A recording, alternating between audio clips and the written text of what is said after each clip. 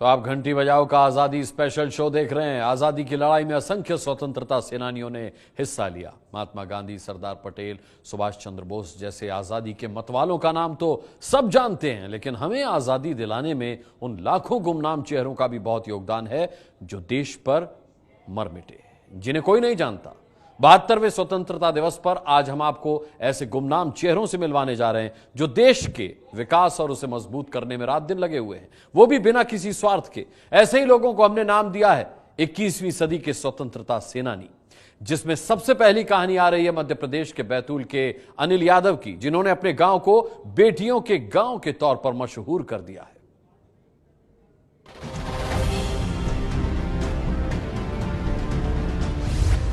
आरुषि निवास, वंशिका निवास, लियाशा निवास, चेतना निवास, श्वेता निवास, रानी निवास, शिवानी निवास, गौरी दीपिका निवास, निपुर निवास, माधुरी निवास, संतोषी निवास।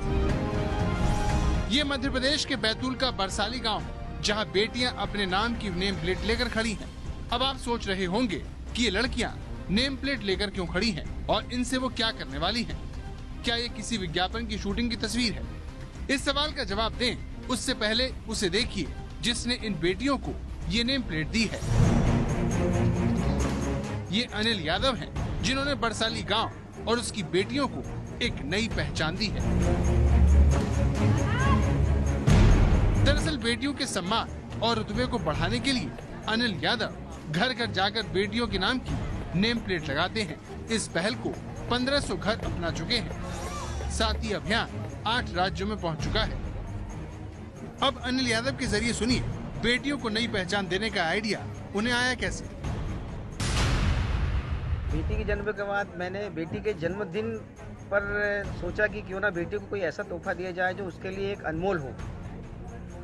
जैसे कि मैं अपने पापा जी के घर के सामने नेम प्लेट लगी हुई थी, तो मैंने अपने पापा जी से जिक्र किया कि क्यों पापा जी क्यों ना अपन बेटी के नाम की नेम प्लेट यहाँ घर के बाहर लगाएं तो कैसा लगेगा। तो पापा जी ने बोला ठीक है, बोले आप बेटी के नाम की लगाओ। तो मैंने अपनी बेटी को नेम प्लेट का तोहफा दिया, क्योंकि माता पिता मेरे पास आ रहे हैं कि बोले हमारे बेटी के नाम की नेम प्लेट बनाओ।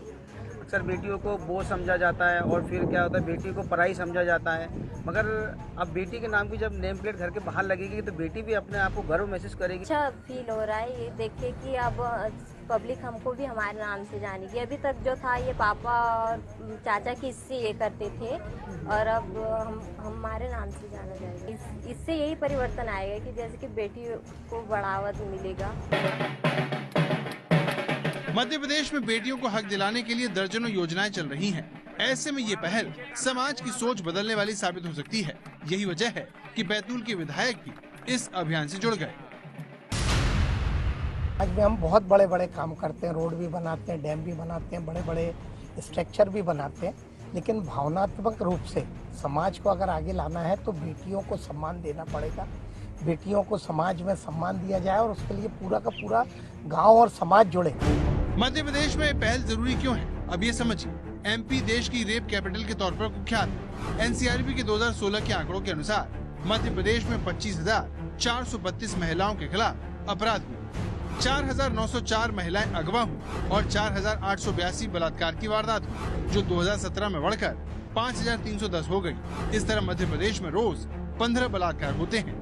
हम तोड़ रहे हैं जंजीरें। मध्य प्रदेश में महिलाओं के खिलाफ हिंसा के बढ़ते ग्राफ पर प्रधानमंत्री नरेंद्र मोदी ने भी आज मोहर लगाई, जिन्होंने लाल किले से दिए अपने भाषण में कटनी की वारदात का जिक्र किया। बलात्कार पीड़ादायक है, लेकिन बलात्कार की शिकार उस बेटी को जितनी पीड़ा होती है, उससे लाखों गुना पीड़ा हमें, देशवासियों को, देश को, जनता को, हर एक को लाखों गुना पीड़ा होनी चाहिए। पिछले दिनों मध्य प्रदेश में 5 दिन के अंदर कटनी में बलात्कारियों के केस 5 दिन चला और 5 दिन में फांसी की सजा सुनाई दी गई। तो ऐसे हालात को देखते हुए अगर इस पहल से बेटियों को नई पहचान मिलती है तो फिर शायद ही कोई बेटियों को नुकसान पहुंचाने की हिम्मत कर सकेगा। तो बैतूल की कहानी देखकर आपको अंदाजा हो गया होगा कि हम क्यों कह रहे हैं कि आजादी चाहिए तो आजाद रहना सीखिए।